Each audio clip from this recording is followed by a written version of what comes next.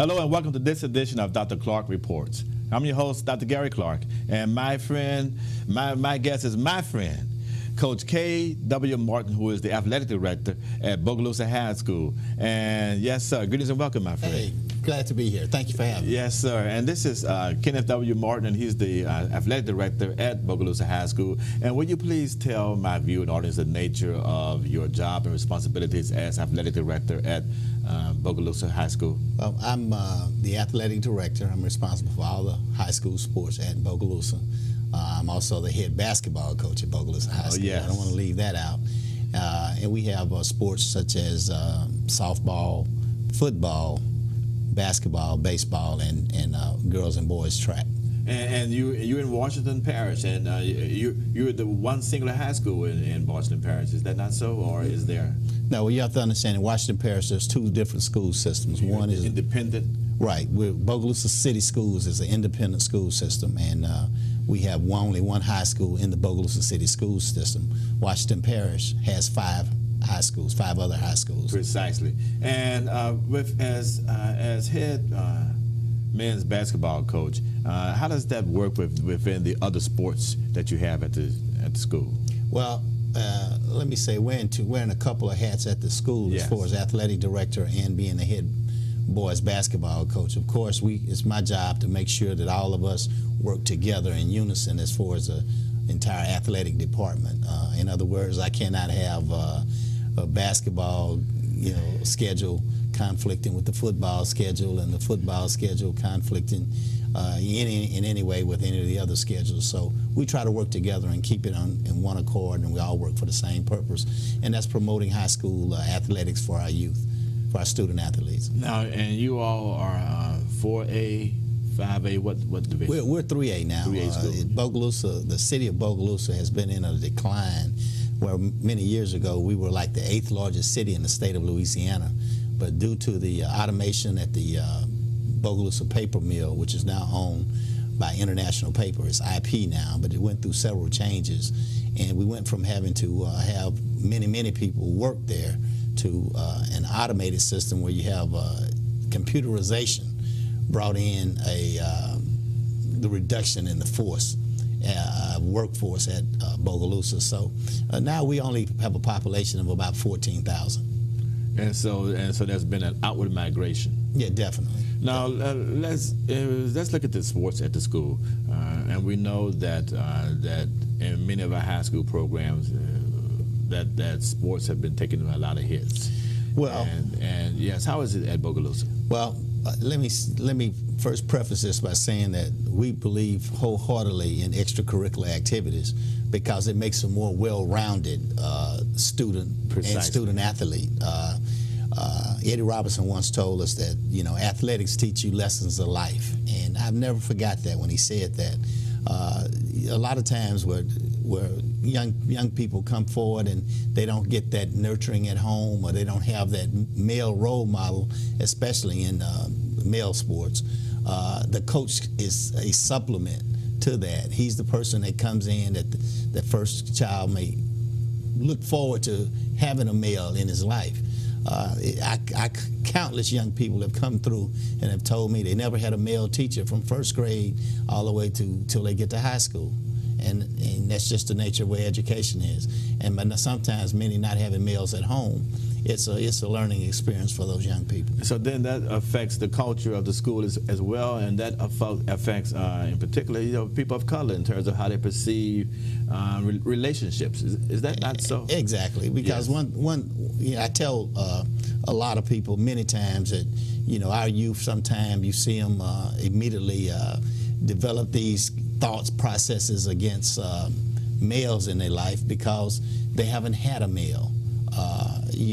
Percentage-wise, I would, it's so many at-risk families, but percentage-wise, I would say that a lot of them first encounter with a male figure of authority may either be a police officer or a coach. And that's true. That's amazing. Now, what is the sport of preference at the school? Well, I'll tell you, Bogalusa is a football town. I just want to know that. We have a great football tradition at Bogalusa High School from the years when we won state championships and from prior to integration with Central High School, also at Bogalusa High School, and then in 68, 69, we were one of the first systems, top to bottom, K through 12 to totally integrate, and we won that state championship in football in 1969, and that was, I tell people, if you ever see the story, remember the Titans, that was us. And I remember that period when Bogalusa, when the Lumberjacks, and, in Bogalusa, they were laying the lumber. We were definitely. And Central, when the Wildcats. We were the Spartans. The Spartans, right? Yeah, exactly. Yes. Just a tremendous tradition in Bogalusa with athletics, especially football, and we're just proud. We had a great coach, Coach Lewis Murray, who was able to mesh two staffs, the staffs from Central and the staffs from Bogalusa High School together into one, and we went right on and marched undefeated and won the state championship our first year of total integration. And that was it. That's what, and you're absolutely correct. And then and that's one of my favorite movies of all times. For those folks who remember that period and know what was going through, it was a very, very tough period. Now, as a head men's basketball coach, how do you get players to join the team? Do you go out and solicit players? What do you do? You recruit them? Or do players just come automatically and then you just have to? Basketball is one of those sports that everybody think they can play it. They don't understand that it's a skill set. I'm fortunate enough to be involved in several things within the community, being chief executive officer of the YMCA. So I get to see kids at both of my facilities on Avenue U and Avenue B YMCA. I get to see them come up when they're real small, when they're young. I watch them when they get through middle school and get through our middle school program. And so most of them pretty much know Coach Martin. So when they get to high school, I've identified them. But you have to have the heart and desire to want to play. Now, unfortunately, we can't recruit. We don't recruit. We're a public school, and anybody who comes out can come. And however, when they get to the school, they already know about us. Our tradition is there, and we're fortunate enough that we have quite a few young people that come out for boys basketball. So you can't say come and join the basketball team? Yes, I can say that, but again, I can say I have to say come and try out for the basketball team because our space is really limited. Well, you only have so many uniforms. Yeah, exactly. And that's just the way it works. There's something that I've always wondered for individuals who coach basketball in particular, because you play so many games. Yeah. How do you get up for all of these games? Do you have one speech for one game or no speeches whatsoever? Well, one of the things about basketball, and I'm sure all the basketball coaches around the state will tell you this, that now high school athletics have become basically they're year-round. So just imagine, we usually start preseason conditioning around Labor Day. 1st of October, we're able to go in the gym and do work directly in the gym preparing for the season. The season starts like right in November. So it encompasses from the Labor Day holiday, the holiday for Thanksgiving, the holiday for Christmas, and also New Year's, and it goes right on into Mardi Gras. So as a basketball coach, you have to be willing to sacrifice quite a bit because it encompasses all the major holidays, and I can assure you that you'll be working during all those holidays. And your players as well. And the players, exactly right. The student athletes are really special athletes because, again, it overlaps football season also. In many of our programs, and especially in a 3A school, there's dual athlete. You have to be able to prepare in the summertime because you got guys that's going to play football all the way through December, and you can't wait till start practicing in December. So when they come, they have to be ready to transition from one sport into another sport. I always observe high schools and observe teams when the former football players, when the season ends and they join the team. For some reason, I may be wrong, but it's been my anecdotal observation that they bring a certain physical sort of play to the game. Yeah, well, they're accustomed to that hitting, and that's to the bumping. And basketball is a very physical sport. One thing I usually like to always let people know that we coach athletes. We don't really coach a sport. And when you start looking at it from that perspective, as you can see, you take the Saints. Jimmy Graham was a basketball player. A lot of these guys, and I tell basketball players, most basketball players can probably play any sport. You know, they're the most conditioned athletes to say not only anything. They're conditioned, but they have flexibility, strength and flexibility.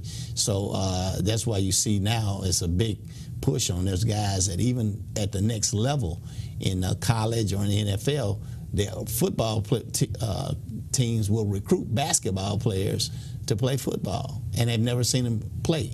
But they know that they bring a certain quality to the sport. Exactly. Now, and I see that, and from your experience as a coach, and when you go out there, you try to, and you have players on your bench. I hear these terms all the time, which is coachable. Mm-hmm. Coachable. What does that mean? Well, let me tell you something. Attitude is everything. And attitude is the only thing. People have to be willing to accept coaching and accept listening. It's like at home. It's like parenting. You know, you got to respect the rules. One scenario I always give I always admire about the Asian culture is what they really admire the elderly or the people who are older. They really accept what they tell them. They sit back and they listen to them. That's something that culture has. In sports, you have to accept what the leader of that team does, what the figure of authority tells you. You have to accept it just about unconditionally. If he tells you to go run, you can't say, I'm not going to run. You can't say, I'm not. That's what we talk when we mean coachable, because if you won't listen to the coach at home or you won't listen to him at practice, you're certainly not going to listen to him away from that venue. And what style of play do you anticipate that you're going to bring this fall to and winter to? Well, we've always been a pressing up-tempo team. A very good team. We've been guard-oriented. However, this year we're probably going to do some half-court pressing, but we're going to be a slow-down team. We're going to try to keep the games below 60 points. It used to be our goal to score 20 points a quarter. Now we're going to try to score between 10 and 12 points a quarter, no more than 15 a quarter, and slow the game down a little bit because we have an inside presence. We have pretty large guys that's going to be a force in the paint. Now, we don't have the quick guards that we've had in the past, but we do still, as a coach, you have to change what you do based upon the talent that you have. And that's good. So you adapt to your players as opposed to having your players adapt to a particular system. Is that what you're saying? That's the best thing to do. Yeah, any coach would tell you that you can't make a kid who can jump up and with a 40-inch vertical leap be the same person as a kid who's the same size, but he's a very good position player and block-out player, and he can't touch the rim. You have to change what that kid to make that kid successful, and that's in any sport. That's just not in basketball. That's in football. That's in baseball, track, or whatever. You have to take advantage of that, your system to the talent level that you have. Well, since I have you here at this table, and I want you to address this, so many of us have heard about the restructuring of the state and the state system in terms of athletics. And how does that affect you? Well, the restructuring and the recategory. As a non-select school, which is a school that is not considered a school that has open enrollment, that anybody can come, but also you're not in a situation where you can recruit. Versus a select school where there's schools that are considered, they're able to go out and allow students to come and actually recruit. Oh, yeah. And this has been the big argument. I can't look at a kid in the 6th grade and say, hey, guess what? I want you to come to Bogalusa High School. You live in Franklinton, Louisiana. I'm going to see that you can come. I'm going to give you some kind of way to come, transport you here in order that you can be successful here at Bogalusa, because we have a great basketball program. He will be not considered a bona fide student under the High School Athletic Association rules. However, if you're a private school or a Catholic school, whatever, you can actually scholarship that kid in. Now, the big argument has been, right now, it's just affecting football. Right now, as we speak this week, they're in meetings this week, a committee from the High School Athletic Association to try to calm the new rule down. And what the new rule says is that they're going to have 2 divisions, a division for select schools and a division for non-select schools. in the sport of football. But in the division of select school, they're only going to have 2 state championships. In the division of non-select school, it's going to be the same divisions that we had before, 1A, 2A, 3A, 4A, 5A. So it's going to be 5 championships versus 2 championships for the select. And the select group says that's unfair. They're saying that even though they've divided it, and that was the ruling, that it's unfair because, again, you'll be putting some of the smaller schools against powerhouse schools. Powerhouse schools, and without naming any names, there's certain schools that are truly powerhouse. Well, you could take a Ben Franklin and a John Curtis. Exactly. And you put them together, what do you get? You get playing you get kids, power football, yes. Right. And is that fair for Ben Franklin to compete against? I don't have the answer for it. I think what the select schools are saying they want more divisions. They're not, against everything. They're saying that they need more divisions to separate them from the perennial powerhouses. And we understand that. And again, I would like to remind my viewing audience that I'm Gary Clark, and I'm speaking with my good friend, longtime friend, Coach Kenneth W. Martin. And yes, sir, and I've known you for so many years, but will you please tell my viewing audience the Kenneth W. Martin story? Yes, sir. I know you're from Bogalusa, Washington Parish, but tell my viewing audience the story. Well, here's the story. The story is I'm a product of two school teachers, and matriculated and went on to Southeastern University. At Southeastern University, I grew. The one thing I would always tell my parents, I never wanted to be a school teacher. So I majored in business. But toward the end of my career, as far as majoring in business, my college career, my mother convinced me to certify to teach business. So I did get a teaching certificate, and I certified to teach business. I taught 1 year and coached at Mandeville High School. And after that 1 year, I won't even say the salary I made, but I worked in the summer. I got in the business industry, and I worked in the summer and made more money in the summer than I did all the year I taught. So I left teaching. So I left teaching for a period of about 12 years, 10 to 12 years, and then when it was self-employed, and legitimately came back to teaching and realized there was something missing in my life, and I actually really fell in love with the kids and fulfilling the purpose that I know that God had placed me on this earth to do. And that's truly outstanding. You and I, we went to college together. We know one another for so many years. But why did you choose Southeastern Louisiana University? What was the draw for that university for you? The truth of the matter was, it was basketball. I went to play basketball at Southeastern as I was offered a chance to do the walk-on thing. And once I got there, I remember my dad telling me, "Son, you're not going to go pro." And so I concentrated on academics. I was fortunate enough to be an honor graduate from Bogalusa High School. So it was, I remember the first time we were there on campus, and they were doing all the basketball players' schedules. They put me in these remedial classes, and it was a funny thing. It was a funny thing because they did my schedule. And when I got to the classes, they realized I scored too high on the ACT in many areas to be in those classes, so they had to take me out. They say, "Who did your schedule?" I say, "Well, the basketball coach." And then you discovered that was precisely. That was that athletics assumption that, okay, you're here to play basketball, here, let me do your schedule. They wanted to try to make sure that everybody would be eligible for the next semester, and again, I was in the wrong classes. They had to switch, so I guess some of the things my dad said was correct. And I'm glad that you mentioned them. Who are the individuals that influence you along the way? Your personal influence and your professional influence. Let me tell you, I can truly say that my mother and my father, I think that they were the people that influenced me the most. My dad was a teacher. He worked 3 jobs. He worked as a teacher. He got out from work and worked for the janitorial service, and he also worked at the country club on weekends. And so watching his work ethic really affected me. My mother was a teacher, and she matriculated on to become the personnel director for the school system. And I remember her going to college and preparing meals for us before she left, before she went to work. We'd have our meals there during the day. So I come from a working family. Professionally, I would have to say Coach Gary McGee, who was one of my coaches in high school, and Coach Eugene Butler. And I learned that so much from them about not just athletics, but about life.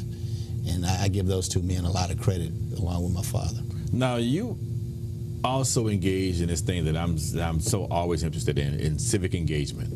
And you're so actively involved. I don't know anyone who is as involved as you are in the community. You work not only with the teachers union, but also with the YMCA. And tell my viewing audience about that. Well, when I moved back home, I wanted to give back. I wanted to do something to help the community. I say this about leaders. Most leaders are reluctant leaders, and I got on the board at the YMCA.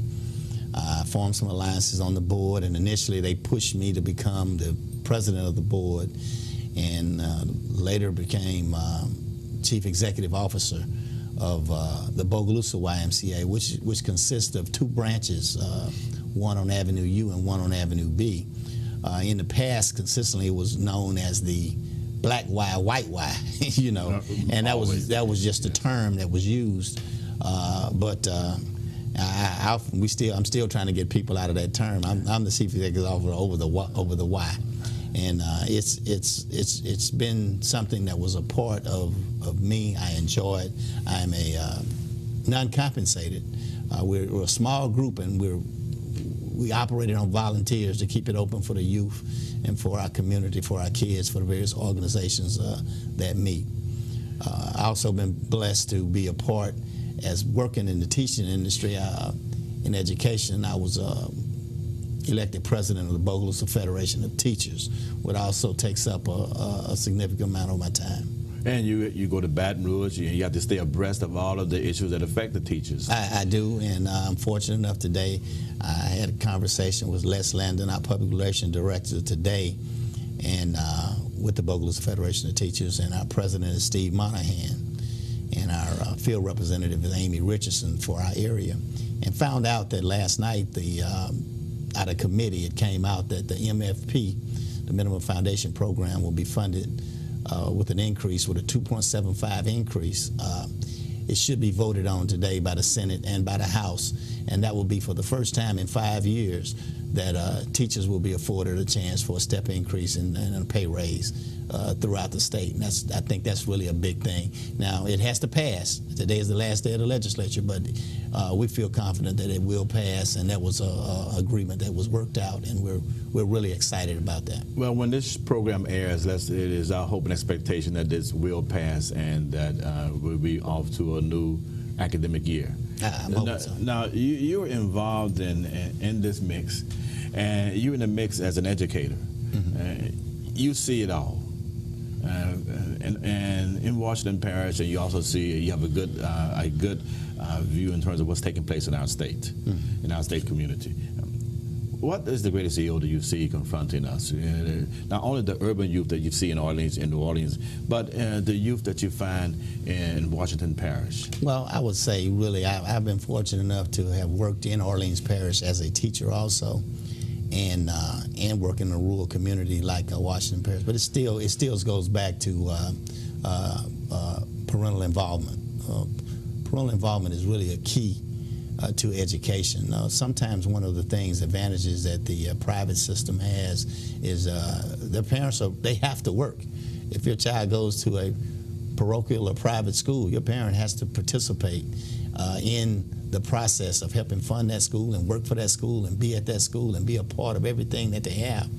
I often give the example, I've had families where I've coached or taught 5 to 7 kids and have never seen the parent at an event, a game, a basketball game, an event that the kid is participating in. And they would be great athletes. And right, I don't mean marginal. I think they're great athletes, and that's to me is a tragedy.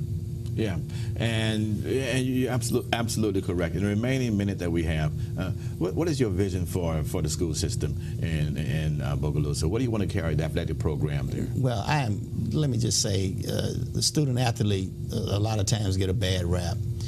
besides having to do some of the things that they need to do as far as athletics and all the confines that's placed upon them and everything that they have to do, extra practice time, they still have to go home and do their homework, do their studies, pass the classes, pass the end-of-course tests, and pass the, so, I mean, they have a lot of responsibility.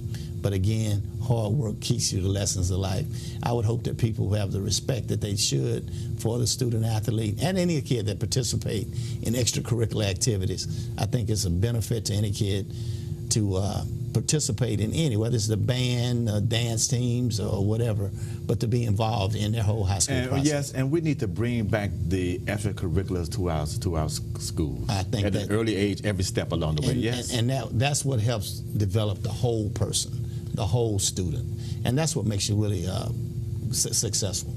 Yes, and because that becomes indeed the imperative. Now, if we do that, then we're going to be where we need to be. What do you think is the primary focus should be from because you work as an administrator and you also on the ground. What is the approach that administrators should take when it comes to evolving our system to where we need to be? Well, I think you can simply say put the students first. If you put the students first and think about the students' need, I remember a situation where some kids don't get breakfast. Is it more important for the kid to have the right shirt on to get breakfast? If he breaks a rule and say, no, you can't eat this morning because you don't have the right school shirt or you don't have your ID on. And if you're thinking about the kid first, then you'll allow that student to eat and point them out to that point that you need to, tomorrow, this is what you need to do. You have to follow the rules, you have to have your ID on, you have to whatever. So I think you got to think of the students first. Yes, and we have about a minute and a half remaining again, I'm sorry, but at the approach toward discipline. Well, because I know that's something that's dear and important to your heart. Well, school discipline is really one of those things that most educators and most people who get out of education would tell you that they get out because the kids are unruly, they don't follow rules, they don't follow. But it's really a respect thing. I really have not much trouble with discipline. If you respect that student, respect that kid, talk to the kid. It was a little thing we had where we say, catch him doing something right. Meet and talk to the students before they get in class. Talk to them after class. Get into that. That student is more likely to respect you than any other thing. So catch him doing something right. As opposed to something wrong. As opposed to something doing something right. Then your first contact with him will be a positive contact, not a negative contact. And his guards won't be thrown up and he won't be trying to. Well, I want to thank you. You've been a great interview to say the least. I've enjoyed it. Thanks a lot. Yes, and, yes. I look forward to it. And again, I want to thank my viewers for tuning in. And as always, it's been a pleasure.